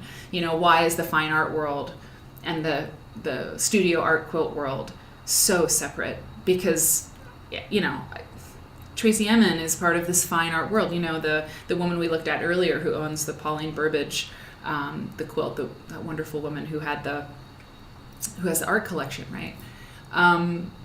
The fine art world and the quilt world so often don't ever meet up, and that's a shame, because she's making quilts, and she's choosing them as her medium because she realizes the power of them, just like Ray Laury did,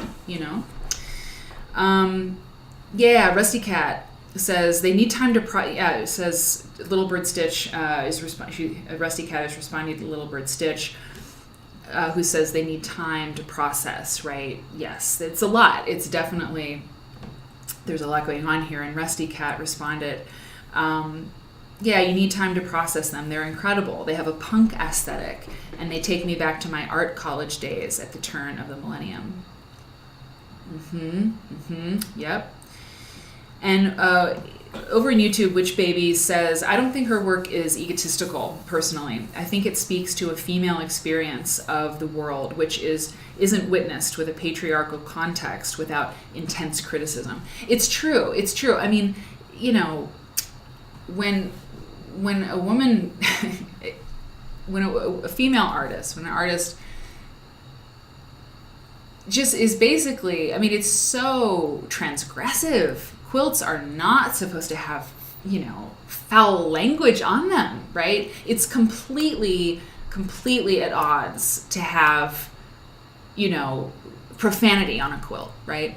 And artists, I mean, that's their job. An artist's job is to push the boundaries of what most of us think is okay, most of what people notice about the world. You know, their role is to provoke, to illuminate, to be voyeurs, right, of their own life. Sometimes, in the case of Tracy Emin, using her own life for her art, and it really bothers some people, right? Because because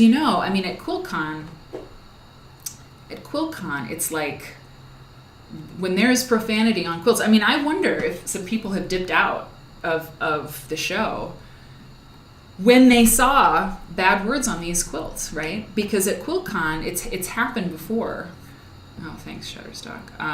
This is really great, though. Look at this. It says, her writing on this says, "I cannot believe I was afraid of ghosts." Tracy Emin, 1969 to 1964. So this is part of an installation. I don't know that.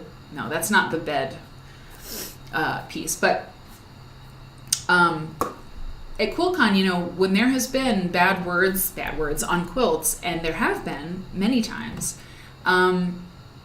people were furious. The people, some people were really mad, because it's like, how dare you do that to a quilt? I didn't come to this show to see profanity, and it's just, and some people would feel it's in such bad taste. It's in terrible taste. And it's the same kind of thing with political quilts too.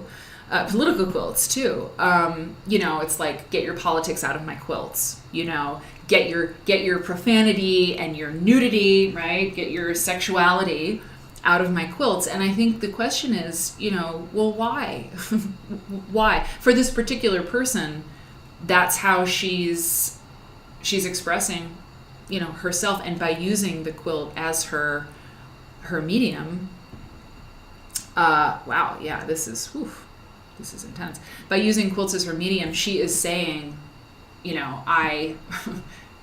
I'm fearless. Basically, I'm fearless. I'm going to explore whatever I want to explore. I'm going to take this symbolic cultural artifact, right? This quilt that means so much in so many different ways. It means peace and home and warmth and safety. It means sleep and, the hearth and family and all this stuff. And I'm going to say, no, it's going to say something else, and that takes a lot of courage. It takes a lot of courage, whether or not you like it. It takes a lot of courage. And something else, you saw those pictures. This is Tracy Emin here. I love her bag. I mean, can I just say, like, whatever you think about Tracy Emin, that is totally cool, and I want to totally steal that idea. They're huge, you've seen. They're huge quilts. So it's not just like, here's my quilt, and it's like really provocative. It's like, no, here's my life. Here is my life. And it's really, really big. My feelings are big. My art is big. That's part of it, is the scale of the thing, right? Okay. There's Tracy Emin. Oh, I think she's so cool. I told, okay, let me see what you guys are saying. Yeah, I love you people so much. Yep, I love you all so much. Intense. Okay, yeah, they're dark and complex. It's true. It is. It's very, very complex. Susan R. Michael, the message and the chosen medium work together. I agree. And her work is, I think it's fair to say, deeply feminine. I mean, she is seeing the world and seeing her life. I mean, I think her womanness is just really, it's just a huge part of it. She's, sort of speaking of her identity, in that way. I can't talk, I'm terrible at talking about art. I really am. It's very difficult to talk about art in a way that makes sense, that is articulate. But Tracy Emin's womanness is just forefront to me in all of her work, and we'll see more of it that's not quilts in just 1 second. Ivy, some people are saying seeing it up close, having time to process it would be very good. The write-down says, my thoughts about art versus other genres or worlds has everything to do with the conversation you're having as a maker. This is what I mean. You people are amazing. So good. M. Sue John says, I'm happy to learn about her. I'll look for her artist talks. I'm not sure how I feel about the work, but I want to know more. Oh, yes, my people. Jody says, aren't they like a personal diary of a woman in pain? I think yes. I think that is an excellent, it is like a diary. They are absolutely like a diary. And remember what Georgia Bonesteel said to me, the great Georgia Bonesteel said to me, making a quilt is like writing a letter. And I think that she's right about pretty much everything because she's Georgia Bonesteel, but it's really true. So for you to say it's like a diary is really interesting because quilts we talk about all the time, quilts are documents. They are journals. They keep our history. People who couldn't write or read made quilts, and that's sort of how they express themselves, right? And so words and quilts have been a thing for so long. Okay, for so long, generations. Quirk Quilt says, I appreciate the effort of making pattern quilts, but my heart sings when I lay my eyes on weird, one-of-a-kind quilts. That is why we are friends. Poetry like this is classified as confessional. Susan R. Michael says it's absolutely true. To effect change. Sue's crying. That's awesome. And Myra, that tote. I know. Ooh, maybe I've been thinking about merch, for the show, for the Quilt Nerd show. I mean, how many people are going to buy merch, Like, could I get tote bags, like wholesale tote bags that are cool, and then like personally stitch your name on them for a $24.99 tier 3 subscription? That is happening. That's good. I gotta write that down. I'll write it down on my notes. Okay. Little Bird Stitch says, for her themes, I think they're even more powerful being quilts. It breaks that barrier of intimacy and airing it all out loud. These are not comforting quilts to see, but perhaps they're comforting to make for her. And Yvonne says, damn the quilt police, or damn quilt police. Exactly. The quilt police have been very upset at QuiltCon several times. But not just at QuiltCon. I mean, we got to talk about scandals sometime. We got to talk about quilt scandals. That would be a really fun chapter of Quilt Nerd, because Jonathan Shannon, we talked about his quilt. He had the Dios de los Muertos, the quilt about his friends dying of AIDS, right? It was an AIDS-related message in his quilt. And the chicks at a quilt festival, I think, it was censored. They wouldn't show it in the show because it had a reference to his homosexuality or something. It's ridiculous. You kind of can't believe it happened, but it did. And so, this is going to turn off so many people. People who like Quilt Nerd and who are just awesome nerds, but there's, this is a very provocative piece of art here. Obviously, that's what she wants to do. She wants to express herself, and you might not like it, and it may be ugly, and it may be, disgusting to you. But what does that say about her? She's like, well, this is really me. I'm being really honest. Am I disgusting? For just being human? I'm having a human experience, right? And this is what it's like. And so it's just really interesting. Anyway. Rusty Cat says, oh, wait, sorry. Oh, that's good. Myra says, yes, my thoughts. And thank you, Susan or Michael. Women should not be silenced. Yeah, not on a quilt and not in their lives. We're all having a human experience. We have to figure it out, no matter what gender you are. Rusty Cat says, she's constantly being attacked in the UK press. She's very strong to keep creating in the onslaught. Oh, yeah. Yeah. Turning traditional quilts on their ear, Padma says. Totally. The quilt is not first. Yeah, that's interesting, Ivy. I think I know what you mean. Yep. Right Down says, as a 30-year-old artist, I hated her work. As a newly 50-year-old, I might have a fresher perspective now. That's so interesting. Happy 50th year, by the way. 50 is very cool, I think. Civvy Mac. Nice. Civvy Mac says, they have bad words on them, but they could still keep you warm on a cold night. Ooh! That was good. Yep. Autobiographical. Oh, yeah. So good. Okay, so here's some other work that she's made, okay? Oh, wait, there's a couple more things here. Yeah, Georgia Bonesteel is the queen of everything. It's so important, Rusty Cat says, to search for your own, to search and challenge your own artistic limits. Agreed. And the message that Susan gets from Tracy Emin is, we are all individuals and are all able to express ourselves without having to apologize for not being good enough. We are all good enough. Just put that on a little card and I'll post it. I'll like put it up on my monitor, for this show, right? We're all good enough. So she has done a lot of this. She was doing neon for a little while in this wonderful script.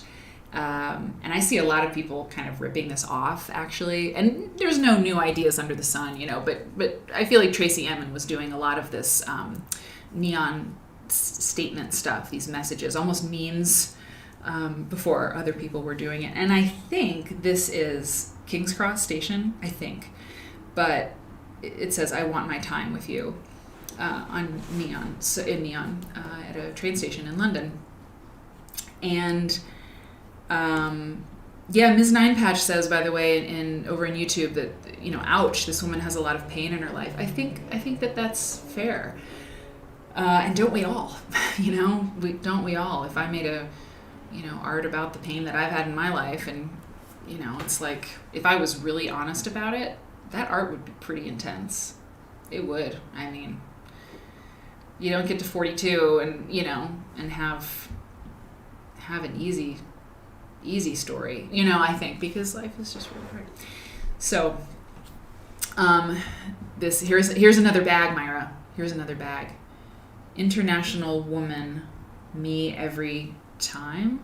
I'm not sure, but this is really cool. This is really great. It's so good. And there's like a ribbon on it, right? Like a blue ribbon or something. Oh, here, let me get out of the way.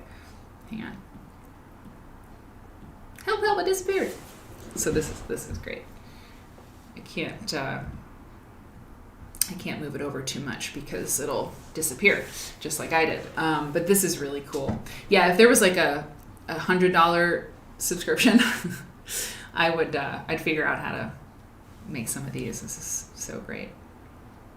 And she was not cutting up a vintage quilt, by the way, to make this stuff. She made her own patchwork. Damn it.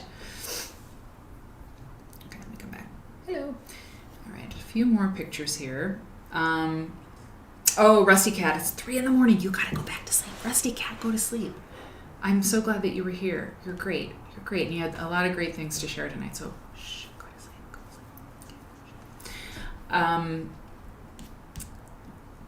sleep. Yeah, totally. Look at her. She's so cool. And you see, one of the points I wanted to make about her and just about, I said it the other week or on another stream, you look at artists who make like those neon pieces, it's like, well, I could do that, and I get it. I've said that before in my life, but a few years ago I realized, I think it was probably because I went to art school, right? And I don't think I should keep saying that. I don't want to be someone who's like, I went to art school. I'm never going to say it again unless it's really, really important, because I just don't want to be that guy. I met that guy. It would be like, sorry. If an artist is at this level where they're being displayed, their work is being displayed in, a King's Cross station in London, if they're being exhibited at MoMA, if they're getting all this attention and their work is being celebrated and maybe hated too, but that it doesn't happen by mistake. Tracy Emin, and I've got a few images of her drawings. She's a very talented artist. She's been making art for a very long time. There was an exhibit recently, I think, of her drawings. Yeah. Ooh, Ivana said it. Power and brains. Hell yeah.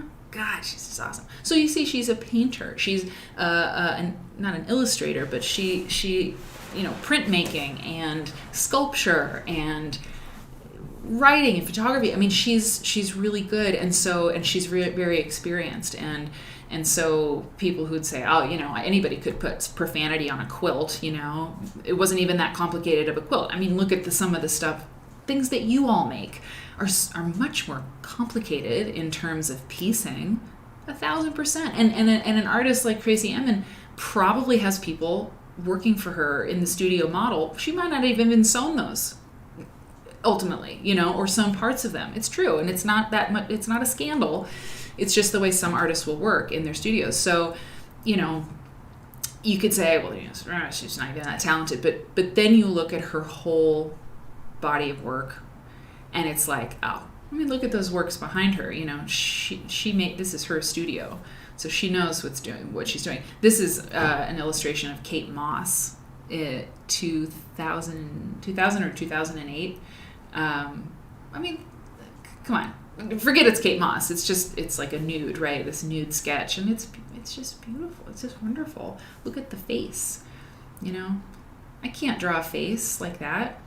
I can't draw a woman. I can't draw that. It would be terrible. It would look so dumb. But Tracy Emin knows what she's doing, man. And then this is for sale, actually on a website I found. Did she win the Turner Prize? I think she did win the Turner Prize. That's really interesting. This is good. So Witch Baby, I'm so glad you're here. Really great contributions to the conversation. Thank you. Witch Baby says, my therapist said something I thought was profound concerning the personal pain we experience in our lives. Something like, everyone experiences a lot of suffering, but not everybody thinks about it. Whoa! That is great. Everybody experiences a lot of suffering, but not everybody thinks about it. Wow. And that can be good and bad, right? Like, I think about it a lot. And Tracy Emin thinks about it. And it's like a gift to think about it, right? Because then you can try to get perspective on it. You can try to sort of analyze what was going on there, da-da-da-da. But then, of course, it's very painful to, like, dig in the dirt, if you will, Anyway, this is a textile piece, T.E., Tracy Emin, and it's a book. There's a book. I wanted this to be the truth. Tracy Emin, 1996. So she made 65 of these, and there's a book. And I don't know. I mean, are those her children? No, I don't think they would be her kids. But anyway, so it's a little artist book, which is a whole genre of stuff. This is another bed. And this is what we saw earlier. It was a detail shot of this, like, dust ruffle or something. I cannot believe I was afraid of ghosts, Tracy Emin. Yeah. So quilts, pillows. See, she's got embroidered pillows. What does it say? Cry. Oh. Hold on. In a world of sleep, I cry in a world of sleep. Wow. I cry in a world of sleep. In a world of sleep, I cry in a world of sleep. Wow. Please, God, don't do this to me, is what another pillow says. And then she's got, drawings up here. Really, really interesting. I love it, y'all. I just do. Of course I do. Look at all the fabric, I mean, if you're a quilt person, you're a fabric person. And if there's fabric, I'm into it. Hey, thank you. Sujan says Turner Prize. She won in 1999. It's a big deal. You don't win the Turner Prize for nothing. That's it? Is that it? Okay, that's it. There's so much more I could show you. There's more quilts. There's more art. I interrupted myself. Imagine that earlier. There was an exhibit recently, I think, of sketches of Tracy Emin, sketches and drawings. I don't know where it was, but I remember that, and I remember saying, she's amazing. She's this amazing artist. So that's Tracy Emin, and this paper that I printed off. There's advantages to not reading all of the stuff that I'm going to share with you before I share it with you. But every once in a while, I'm like, I don't know. That guy was kind of getting a little bit off track, and we could learn more about the quilts. And I encourage you to do it. I mean, it's true. This isn't a class. There's no homework. It's entertainment, really. But what did Tracy Emin say about her quilts? If you want to know more, I mean, Google away. Yeah. So what did we do tonight? We did so much. We talked about how there's a New Year's Eve show. We talked about how Saturday night I'm going to get controversial, and so you should come for that. And on Friday night, the New Year's Eve show. That's right. We can all cheers together. We looked at Pauline Burbidge. We learned about that amazing woman and her art collection. It'll be in the episode notes for the Discord. I'll send them to you, Susan. Thank you. We talked about Diana Springall was her name. The Met has a little story time that looks fun, and a quilt is related to that. we took a look at the Burbidge, the gallery show, and Valeriane LeBlond, this wonderful artist. And then we talked about Tracy Emin, all on a Tuesday night. Within 2 hours and 15 minutes, we did all that. I don't know. I'm just saying. That's crazy. And Sue John, it's your birthday eve, and you're taking this show as an early present. It's been amazing. I agree. We got to hang out, and it's amazing. It's amazing. So I'm really happy birthday to you. Thank you to all my subscribers and my followers. It's wonderful. It's wonderful to see it. I love to see it. And thanks for sticking with me, So I'll see you on Thursday at 11 a.m. And to my UK people, I'm looking forward to seeing you at 5 o'clock p.m. on Thursday. Okay? We got a Thursday, Friday, Saturday night show. Bang, bang, bang. I gotta get to work.